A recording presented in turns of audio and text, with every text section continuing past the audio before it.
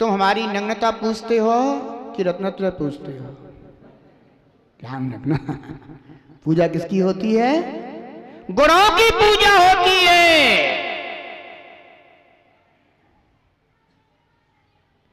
वस्त्र उतारने से कोई मुनि नहीं बना,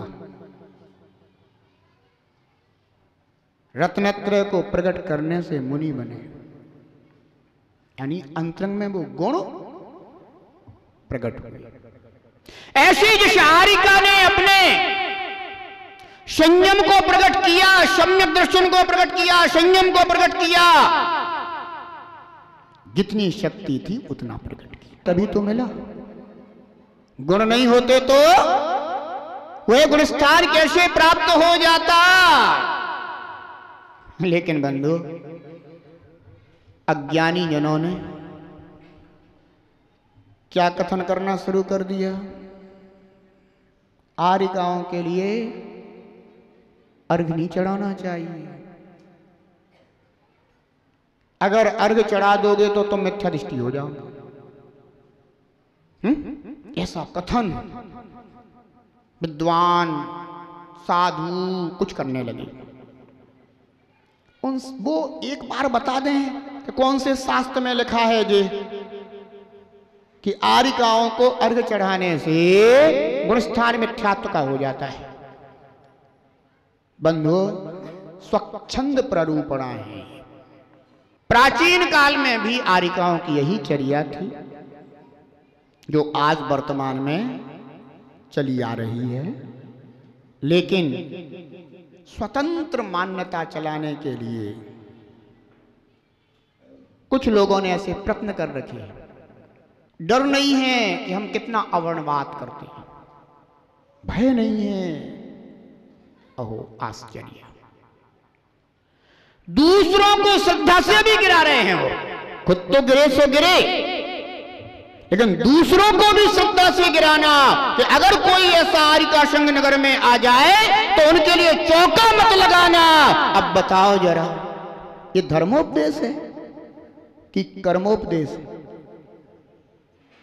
है? ये तो क्या हो गया? श्रावक के लिए कर्मोपदेश हो गया कि तू तो अपने पाप कर्म में लगा रहे। कितनी दुर्लभता से तो पात्र मिलते,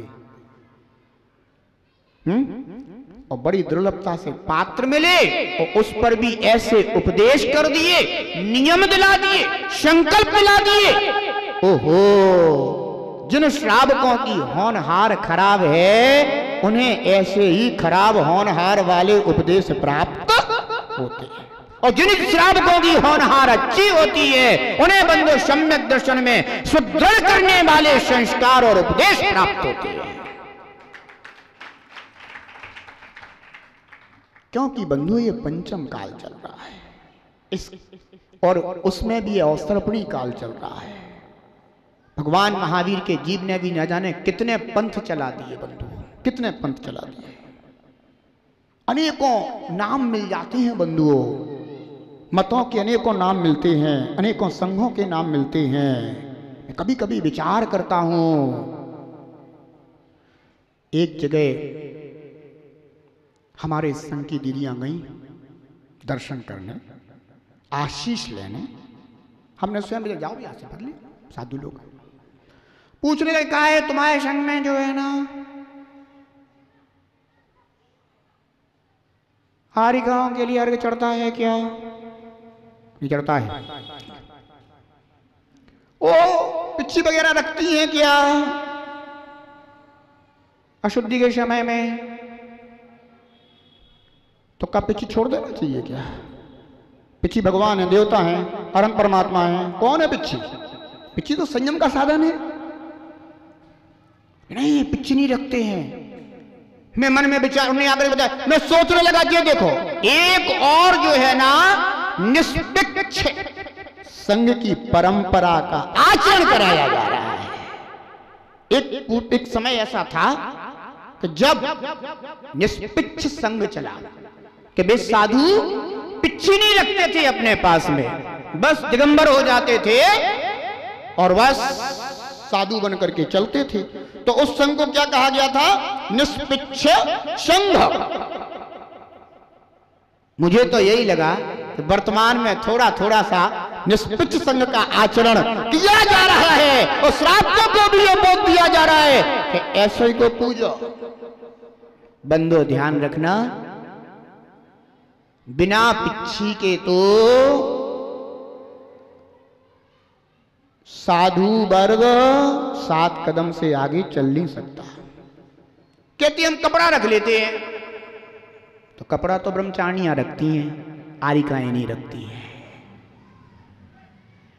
कपड़े रखने के लिए ब्रह्मचारियों के लिए कहा, आरिकाओं के लिए नहीं कहा गया, किसी भी शास्त्र में नहीं किया, किसी आगम में नहीं कहा बंधुओं। लेकिन स्वतंत्र मार्ग चलाना कितना गलत है। इससे मार्ग बिगड़ जाता है। एक बार मार्ग बिगड़ गया तो फिर मार्ग तो बिगड़ता ही जाता है। अब एक बार प्रश्न कर दिया हमने, कहा जी बताओ कि अगर मान लो जैसे पिच्छी नहीं लेते हैं तो इसका कारण क्या है भैया? काब बिगड़ जाता है। मान लो कोई आरी का हाथ में पिच्छी लिए हुए थी और अशुद्धि हो गई, अब उस पिच्छी का क्या होगा? वो तो वैसे ही हाथ में ही थी, वो तो कोई बात नहीं, तो चलेगा। चलेगा वाला मार्ग बहुत चलता है, चाहे श्रावक हो, अब तो साधु में भी चलने लगा, इतना तो चलेगा। बात तो वही की वही है। लेकिन बंधुओं ध्यान रखना, नगर में कोई भी ऐसे साधु आ जाए, अपन तो निर्ग्रंथ मुद्रा को देखो, आरिका की उत्तम पर्याय को देखो, अपने कर्मों का क्षय करने का भाव रखो। कभी ऐसे खोटे नियम लेकर के अपने को सम्यक्त विहीन मत करना। कभी किसी भी पात्र की निंदा, उसका उपहास मत करना, तिरस्कार मत करना, अपितु अपने कर्तव्य का पालन करना। ये नया मत है बंधुओं, क्योंकि ये पंचम काल चल रहा है। इस पंचम काल में और न जाने कितने मत खड़े होंगे, लेकिन नए मत की पुष्टि करके बंधुओं, प्राचीन परंपरा जो जिनेंद्र भगवान के द्वारा कही गई है, उस जिनात्या का वर्णवाद करके सम्यक दर्शन को छीन मत कर देना, नाश मत कर देना। क्योंकि बंधुओं सम्यक दर्शन से श्रेष्ठ रत्न कोई दूसरा नहीं है।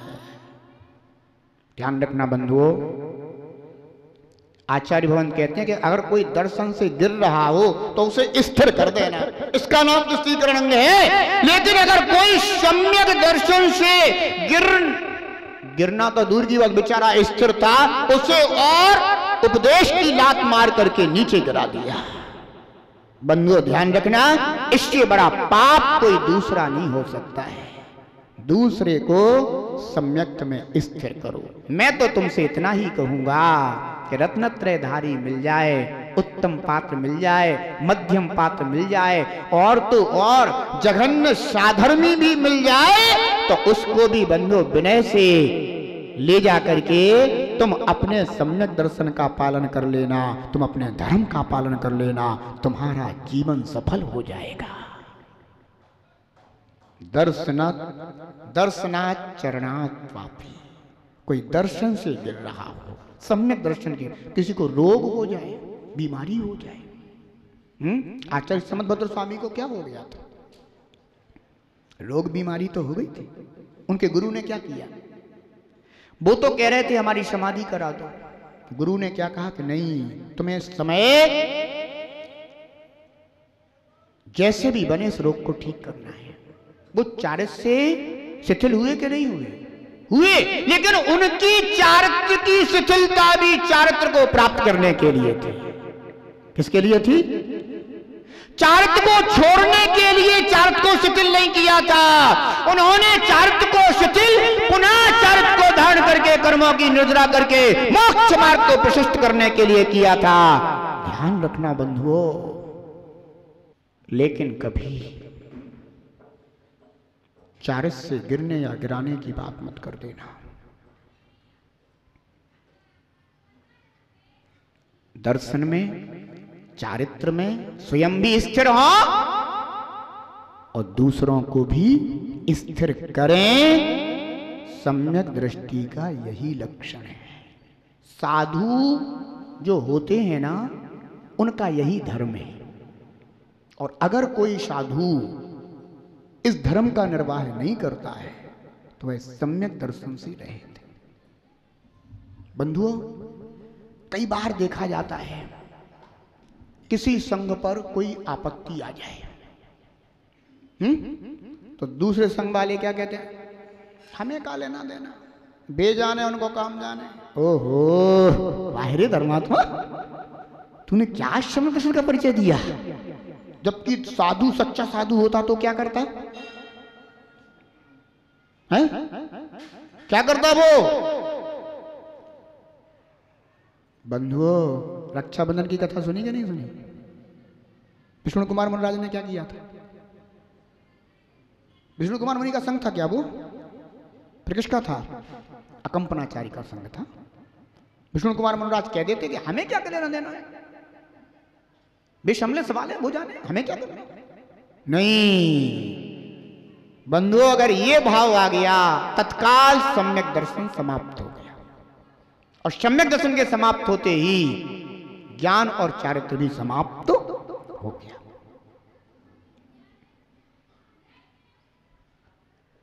बहुत से साधु मौन लिए बैठे रहते हैं, धर्मात्मा के विषय में मौन है, और सेठ जी आ जाएं तो दूसरा दरवाजा खुल जाता है और चर्चा हो जाती है, वहां मौन नहीं। ओहो, सेठों से चर्चा करते समय मौन नहीं, धर्मात्मा से चर्चा करते समय मौन। बाहरे धर्मात्मा साधु, विचार करना बंधु, आखिर हम किस राह पर जा रहे हैं? ये मोक्ष मार्ग का रास्ता है क्या? अरे मोक्ष मार्ग के रास्ते में तो ये होता है, मैं कभी कभी देखता हूं बंधुओं, एक रास्ते से वाहन निकल रहे हैं और रास्ते में कोई वाहन खराब हो गया है, रात्रि का समय, वह वाहन वाला जिसका वाहन खराब हो गया बहुत परेशान है। कई बार मैं देखता हूं कि रास्ते से निकलते हुए वाहन वाले लोग भी अपने वाहन को खड़ा कर लेते हैं, पूछते हैं क्या बात है? वो कहता है कि वाहन में कुछ ऐसी ऐसी खराबी हो गई है और ऐसी ऐसी चीज चाहिए। तो वो कहता है मुझसे ले लो, स्टाफ का मामला है। मेरे पास भी वाहन, मैं भी वाहन चलाता हूं, तुम भी वाहन चलाते हो, आज हमने तुम्हें सहयोग कर दिया, क्या पता कल रास्ते में मेरा वाहन खड़ा हो जाए, तू वहां से निकले तो कम से कम तू मेरा सहयोग तो कर देगा। बंधुओं, ये ध्यान रखना, जैसे रास्ते में गुजरते हुए वाहन के लिए एक वाहन खराब हो जाए तो दूसरा वाहन वाला सहयोग कर देता है, ऐसे मोक्ष मार्ग में चलते हुए निर्ग्रंथों के लिए अगर कोई आपत्ति आ जाए तो दूसरे निर्ग्रंथ साधु हमेशा उनका स्त्रीकरण सहयोग करने के लिए तत्पर रहते हैं। यही धर्मात्मा साधु का लक्षण है। तमाशा देखना बंधु धर्मात्मा साधुओं के लक्षण नहीं है। मैं कभी कभी सोचता हूं कि ऐसे साधु जनों से तो वो ड्राइवर अच्छा है, जो कम से कम एक दूसरे के सहयोग करने के लिए तत्पर है, जबकि निर्ग्रंथ साधु तो मोक्ष मार्ग की गाड़ी का ड्राइवर है।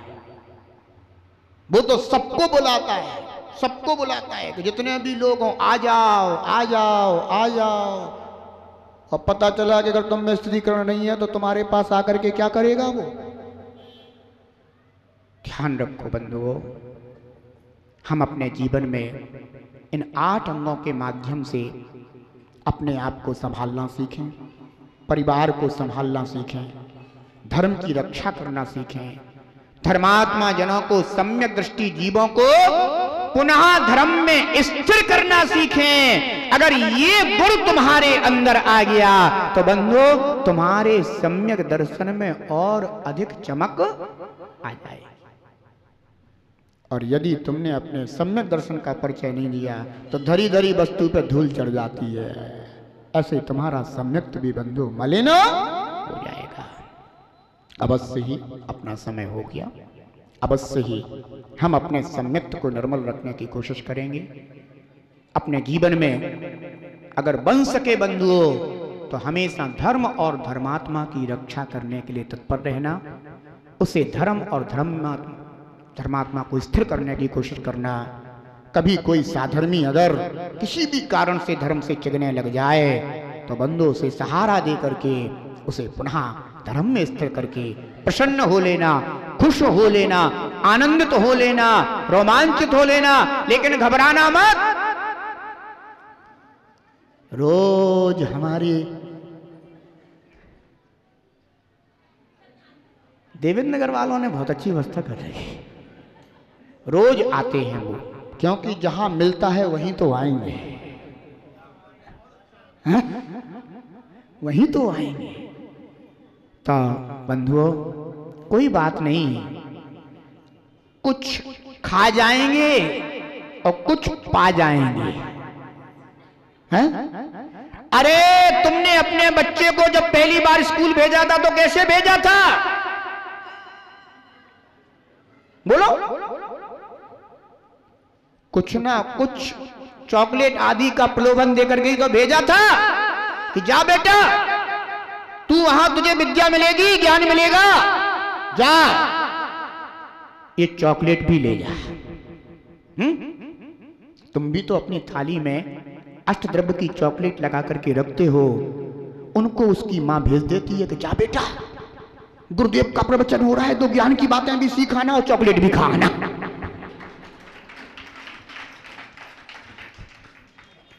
और उसकी मां ने उसे भेजा है कि जा बेटा चॉकलेट भी मिलेगी और ज्ञान की जो बातें भी मिलेगी। तो बच्चा होता है, चॉकलेट में जरा ज्यादा मन लगता है, लेकिन उन क्षणों में दो ज्ञान की बातें वो अवश्य लेकर के जा रहा है, क्योंकि जो भी सुन रहा है उसे कुछ ना कुछ प्राप्त अवश्य हो रहा है। इसलिए मैं तो यही कहूंगा कि तुम्हारा भी कल्याण हो और इन चॉकलेट खाने वालों का भी कल्याण हो।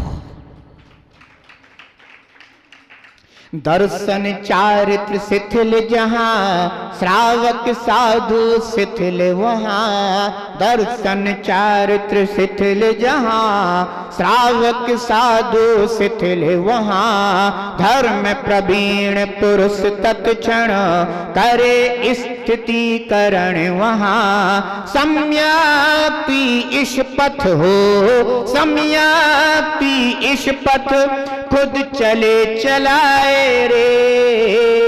जीवन है पानी की बूंद, कब मिट जाए रे। जीवन है पानी की बूंद, कब मिट जाए रे। हानि अनहोनी हो, हानि अनहोनी, कब क्या घट जाए रे। जीवन है पानी की बूंद, कब मिट जाए रे। जीवन है पानी की बूंद, कब मिट जाए रे। जब ले खजराट श्री शांतिनाथ भगवान की